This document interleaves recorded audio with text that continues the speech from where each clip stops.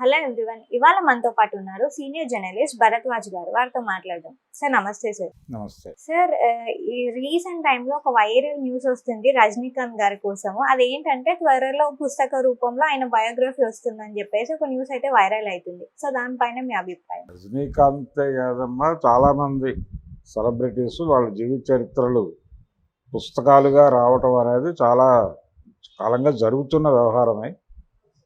కొంతమంది తమ జీవిత చరిత్రల్ని పత్రికల్లో సీరియల్స్గా రాసిన సందర్భాలు కూడా ఉన్నాయి. అంటే ఆ పత్రికకి సంబంధించిన జర్నలిస్టులు వెళ్ళి వారితో కూర్చుని వారు చెప్పింది రాసుకుని వచ్చి వేసేవాళ్ళు. అలా నా కథ అనే పేరుతో విజయ చిత్రలో చాలామంది వాళ్ళ ఆత్మకథలు రాసుకున్నారు. అలా ఒక కల్చర్ ఉంది. నాగయ్య గారి ఆత్మకథ, అక్కినేని నాగేశ్వరరావు గారిది 3 ఫేజుల్లో 3 రకాల జీవిత చరిత్రలు వచ్చినాయి. కృష్ణకుమారి గారు రాసినటువంటి జీవిత కథ ఒకటైతే, కథానాయకుని కథ అనే పేరుతో ముళ్ళపూడి వెంకటరమణ గారు ఒక బయోగ్రఫీ రాస్తే, మూడోసారి ఆయనే స్వయంగా తన ఆటోబయోగ్రఫీ అంటే తన జీవిత చరిత్ర తనే రాసుకున్నాడు. ఆయన తనే చెప్పుకున్నాడు, దాన్ని పుస్తక రూపంలో తెచ్చారు. అలా ఎన్టీ రామారావు గారు అలాంటి ప్రయత్నం ఏం చేయలేదు. ఆయన జీవిత చరిత్ర గ్రంథస్థం చేయటము అనే పనిలో భాగంగానే లక్ష్మీపార్వతి గారు అక్కడ ప్రవేశించారు. ఆ తర్వాత అది అనేక మలుపులు తిరిగింది. అలా ఆయనకు సంబంధించి సమగ్రంగా జీవిత చరిత్ర ఆయన ఉన్న టైంలో ఆయన రాయించుకునే ప్రయత్నము చేయలేదు, రాసే ప్రయత్నము చేయలేదు. దాసరి నారాయణరావు గారు తన ఆత్మకథ రాసుకొని దాన్ని రిలీజ్ చేయాలనేటువంటి ఒక ఆశ ఉండేది ఆయనకి కూడా అవ్వలేదు, ఆయనకు కూడా కుదరలేదు. మోహన్ బాబు గారికి కూడా ఉంది ఆ కోరిక. మోహన్ బాబు గారు ఆ పనిలో ఉన్నారు ఆల్రెడీ. అదొక యాక్టివిటీ నడుస్తోంది. ఒక పాపులర్ ఫిల్మ్ జర్నలిస్ట్ గారు అది రాస్తున్నారు, ఆయన బయోగ్రఫీ. చిరంజీవి గారికి సంబంధించి ఆయన జీవిత కథని యండమూరి వీరేంద్రనాథ్ గారికి రాసే బాధ్యత అప్పచెప్పారు. వారు రాస్తున్నారు, ఆ పని నడుస్తోంది. కాబట్టి ఇప్పుడు రజనీకాంత్కి సంబంధించి చాలా సందర్భాల్లో చాలా ఇంటర్వ్యూలు ఆయన సినిమా ఇండస్ట్రీకి వచ్చిన కొత్తలో తన గురించి తాను చెప్పుకున్నాడు. చాలా విషయాలు ప్రపంచానికి తెలుసు. రజనీకాంత్ ప్రయాణం ఏమిటి అనేది. అంటే ఆయన కండక్టర్గా మొదలయ్యాడు బెంగళూరులో ఆయన కండక్టర్గా మొదలై అక్కడి నుంచి తన మిత్రుల సహకారంతో ఆయన వచ్చి మెడ్రాస్లో ఆ రోజుల్లో సౌత్ ఇండియన్ ఫిల్మ్ ఛాంబర్ ఆధ్వర్యంలో ఒక ఫిల్మ్ ఇన్స్టిట్యూట్ నడిచేది. అది 4 ఏళ్ళు 5 ఏళ్ళు నడిచింది. ఆ తర్వాత దాన్ని అడయార్ ఇన్స్టిట్యూట్లో విలీనం చేశారు. ఈ సౌత్ ఇండియన్ ఫిల్మ్ ఛాంబర్ ఆధ్వర్యంలో నడుస్తున్నటువంటి ఫిల్మ్ ఇన్స్టిట్యూట్లో ఫస్ట్ బ్యాచ్ స్టూడెంట్గా చేరాడు ఆయన రజనీకాంత్. అదే ఇన్స్టిట్యూట్లో సెకండ్ బ్యాచ్, ఆ థర్డ్ బ్యాచ్లో చిరంజీవి గారు చేరాడు.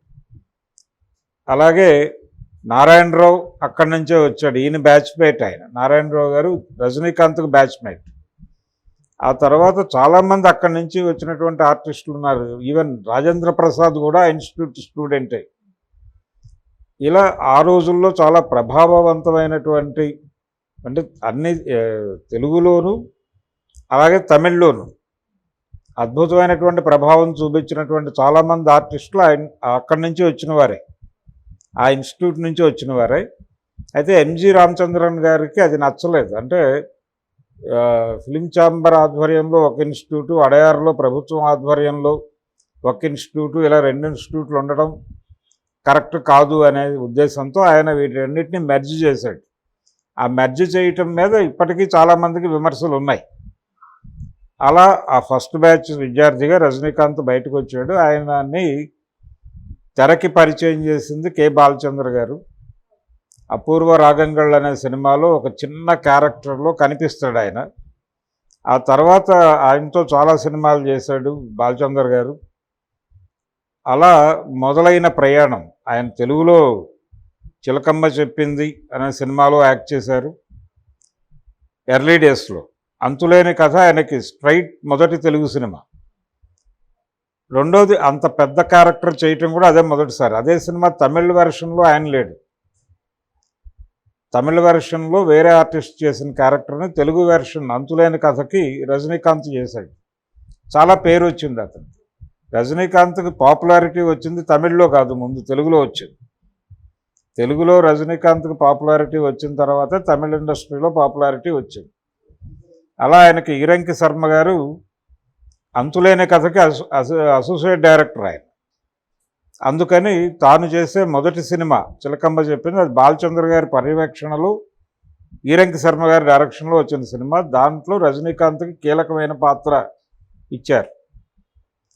ఈ సందర్భంగా ఈ షూటింగ్ పాలకొల్లు ఆ ప్రాంతాల్లో జరిగింది, నరసాపురం ఆ ఏరియాలో జరుగుతూ ఉన్నప్పుడు ఏదో కొత్త ఆర్టిస్టులు యాక్ట్ చేస్తున్నారు, కొత్త డైరెక్టరు, కాబట్టి వీళ్ళని కలిస్తే తనకు కూడా ఏదో ప్రయోజనం ఉంటుంది అనుకుని చిరంజీవి గారు వెళ్ళి కలిశాడు అక్కడ.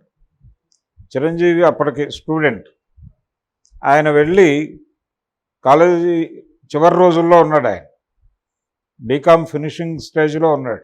ఓకే. అప్పుడు ఆయన షూటింగ్ దగ్గరికి వెళ్ళి ఈరంకి శర్మ గారిని కలిశాడు అతి కష్టం మీద. కలిసి నేను కూడా సినిమాల్లోకి రావాలనుకుంటున్నాను, ఏమిటి మార్గం అని అడిగాడు. అడిగితే ఆయన నారాయణరావుని రజనీకాంత్ని చూపించి, వాళ్ళిద్దరూ సౌత్ ఇండియన్ ఫిలిం ఛాంబర్ పెట్టిన ఇన్స్టిట్యూట్ నుంచి వచ్చిన కుర్రాళ్ళు, సో వాళ్ళ ఎక్స్పీరియన్సెస్ ఏంటో వెళ్ళి వాళ్ళతో మాట్లాడితే నీకు తెలుస్తుంది, దాన్ని బట్టి నిర్ణయం తీసుకోమని చెప్పాడు ఆయన. చెప్పిన తర్వాత ఆయన రజనీకాంత్ని నారాయణరావుని కలిశాడు ఆ షూటింగ్లోని.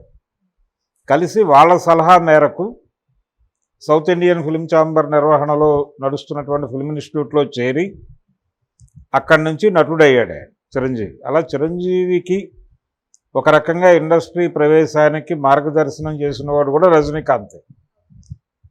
ఇలా అంటే ఎర్లీ డేస్లో రజనీకాంత్ ప్రభావం చిరంజీవి మీద ఉంది అని అనేవాళ్ళు. అంటే వీళ్ళిద్దరి నటన ఒకేలా ఉంటుంది అనేవాళ్ళు. ఒకే క్యారెక్టర్ తమిళ్లో రజనీకాంత్, తెలుగులో చిరంజీవి చేసిన సందర్భాలు కూడా ఉన్నాయి. అంటే ఆయన తమిళ్లో చేసిన క్యారెక్టర్నే బాలచంద్ర గారే తెలుగులో రజనీకాంత్తో తమిళ్లో చేయించి, తెలుగులో అంతులేని కథ కాదు, ఇది కథ కాదు అనే సినిమాలో చిరంజీవి చేసిన క్యారెక్టర్ తమిళ్లో రజనీకాంత్ చేశాడు. అలాగే ఘరానా మొగుడు సినిమాలో తెలుగులో చిరంజీవి చేసిన క్యారెక్టరు తమిళ్లో రజనీకాంత్ చేశాడు. ఇలా చాలా క్యారెక్టర్లు వాళ్ళు తెలుగు తమిళ్లో చేశారు. తర్వాత తెలుగు మార్కెట్ విస్తరించింది రజనీకాంత్కి. అలా ఒక మాట అనేవాడు ఆయన తరచు, అంటే చిరంజీవి గురించి మాట్లాడేటప్పుడు కమల్ హాసన్ ప్లస్ రజనీకాంత్ = చిరంజీవి అనేవాడు రజనీకాంత్.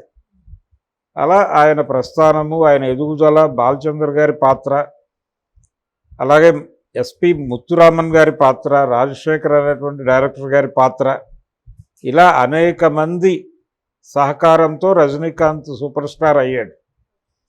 ఈ సూపర్ స్టార్ అవటం వెనకాల జరిగినటువంటి అనేక పరిణామాలు ప్రపంచానికి తెలియాలి. అలాగే మోహన్ బాబుకి రజనీకాంత్కి ఉన్నటువంటి స్నేహం, ఆయన మోహన్ బాబుని అడిగాడట మొదట్లో, నేను తెలుగులో సెటిల్ అయితే బెటరా లేకపోతే తమిళ్లో కాన్సన్ట్రేట్ చేయనా అడిగితే, మోహన్ బాబు తమిళ్లో చేయటమే బెటరు, తెలుగులో ఆల్రెడీ చాలామంది కుర్రాళ్ళు వస్తున్నారని చెప్పాడు. అలా చెప్పి నన్ను తమిళకి డైవర్ట్ చేశాడు, నేను తెలుగులో వస్తే తనకి పోటీ అవుతానని భయపడినట్టున్నాడు మోహన్ బాబు అని చెప్పేవాడు ఆయన రజనీకాంత్. కాబట్టి వాళ్ళిద్దరి మధ్య స్నేహం నడిచింది. పెదరాయుడు అనే సినిమా ఆ రైట్స్ ఇప్పించింది ఆయనే తమిళ నుంచి, రజనీకాంత్ గారే. ఇలా రజనీకాంత్కి తెలుగు సినిమా పరిశ్రమకి కూడా ఒక అనుబంధం ఉంది. ఇదంతా కూడా ఆ పుస్తకంలో ఆయన ప్రయాణం, ఆయన పడిన ఘర్షణలు, మధ్యలో కొంతకాలం ఆయన